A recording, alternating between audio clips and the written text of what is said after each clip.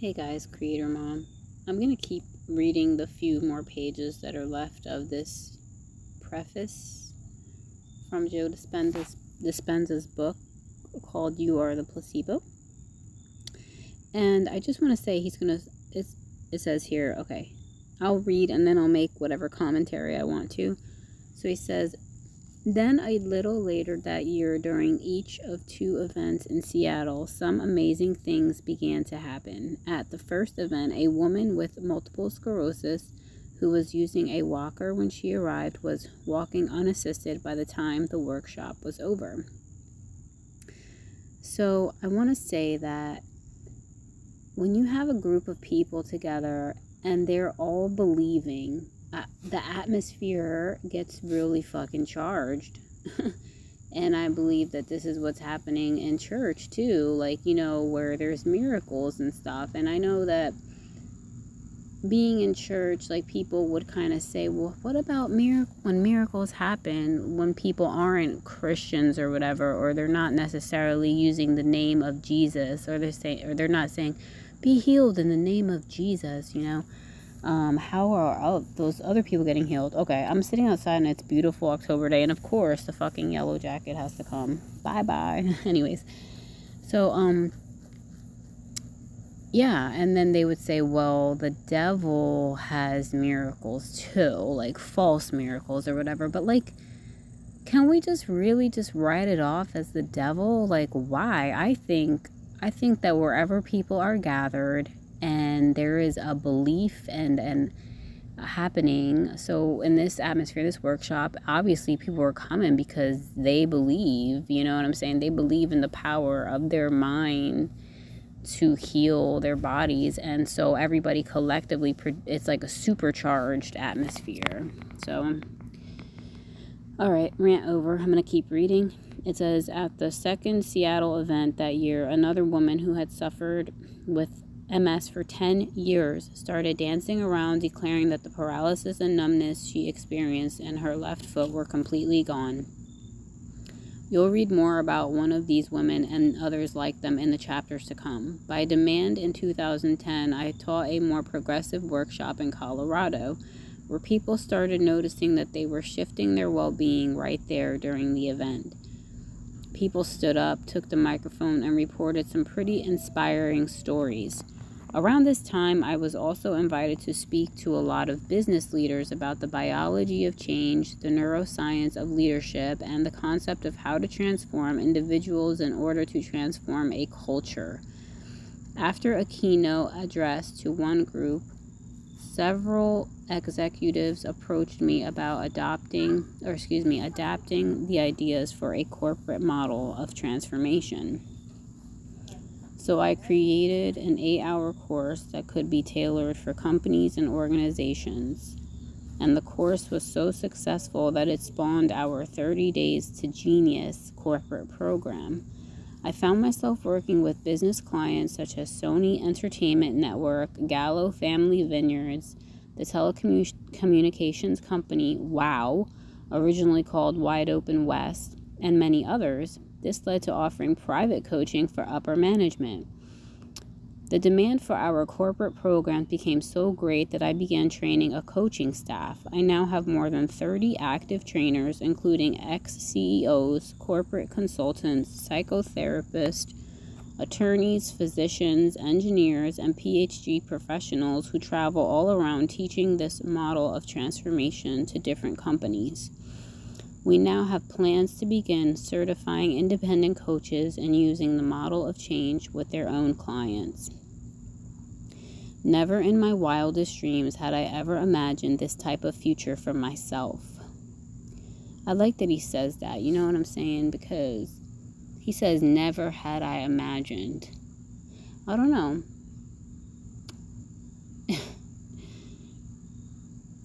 It's like, I don't know. I always thought that stumbling upon something awesome, something great, is kind of like the best way, because I myself always struggled with knowing what to do or whatever. And I thought, well, damn, if I could just stumble upon something, that would be awesome. All right.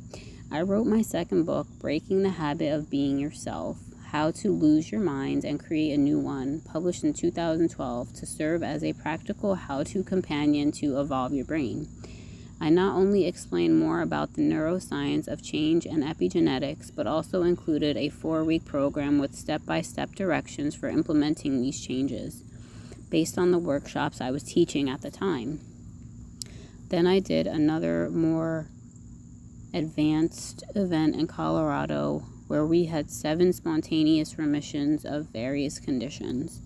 One woman who was living on lettuce because of severe food allergies was healed that weekend. Other people were healed of gluten intolerance, celiac disease, a thyroid condition, severe chronic pain, and other conditions. All of a sudden, I started seeing some really significant changes in people's health and in their lives while they retreated from their then current reality in order to create a new one. It was happening right before my eyes. Information to transformation. That event in Colorado in 2012 was the turning point in my career, because I could finally see that people not only were being helped to change their sense of well-being, but also were signaling new genes in new ways right there during the meditations, in real time, in big ways. In order for someone who had been sick for years with a health condition like lupus to become well during a 1-hour meditation, something significant must have occurred in the person's mind as well as her body. I wanted to figure out how to measure these changes while they were happening in the workshop so that we could see exactly what was going on. So in early 2013, I offered a brand new type of event that shot our workshops to a whole new level. For this event, which was in Arizona, I invited a team of researchers, including neuroscientists, technicians, and quantum physicists with specialized instruments, to join me for a 4-day workshop attended by more than 200 participants. The experts used their equipment to measure the ambient electromagnetic field in the workshop room to see if the energy was changing as the workshop progressed. They also measured the field of energy around the participants' bodies and the energy centers of their bodies, also called chakras, to see if they were able to influence these centers. To take these measurements, they used very sophisticated instrumentation, including electroencephalography, to gauge the brain's electrical activity, quantitative electroencephalography, to make a computerized analysis of the EEG data, heart rate variability, to document the variation in time interval between heartbeats and heart coherence, a heart rhythm measurement that reflects the communication between the heart and the brain, and gas discharge visualization to measure changes in bioenergetic fields. We did brain scans on many of the participants both before and after the event so that we could see what was going on in the inner world of people's brains, and we also randomly selected people to scan during the event to see if we could measure any changes in brain patterns in real time during the 3 meditations I led each day. It was a great event. A person with Parkinson's disease no longer had tremors. Another person with a traumatic brain injury was healed. People with tumors in their brains and bodies found that these growths went away. Many individuals with arthritic pain experienced relief for the first time in years. All of these occurrences were among many other profound changes. During this amazing event, we were finally able to capture objective changes in a scientific realm of measurement and document the subjective changes participants reported in their health. I don't think it's an exaggeration to say that what we observed and recorded made history. Later in the book, I'll show you what you are capable of doing by sharing some of these stories about ordinary people doing the extraordinary. Here was my idea in developing that workshop. I wanted to give people scientific information and then provide them with the necessary instruction on how to apply that information so that they could achieve heightened degrees of personal transformation. Science is, after all, the contemporary language of mysticism. I learned that the moment you start talking in the language of religion or culture, the moment you start quoting tradition, you divide your audience members, but science unifies them and demystifies the mystical. And I discovered that if I could teach people the scientific model of transformation, bringing in a little quantum physics to help them understand the science of possibility, combine it with the latest information in neuroscience, neuroendocrinology, epigenetics, and psychoneuroimmunology, give them the right kind of instruction, and provide the opportunity to apply that information, then they would experience a transformation. I feel like what he's saying is basically show people quote unquote facts so that they can believe, And if I could do this in a setting where I could measure the transformation as it was happening, then that measurement of transformation would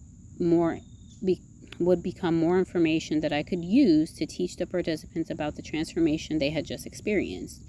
And with that information, they could have another transformation, and on it goes as people begin to close the gap between who they think they are and who they really are, divine creatures.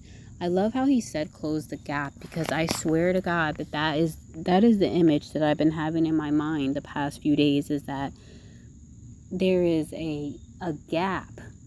I mean, that's the exact picture I had in my mind. Like, this is what my physical reality is right now, and this is what I see in my mind, and there is a gap.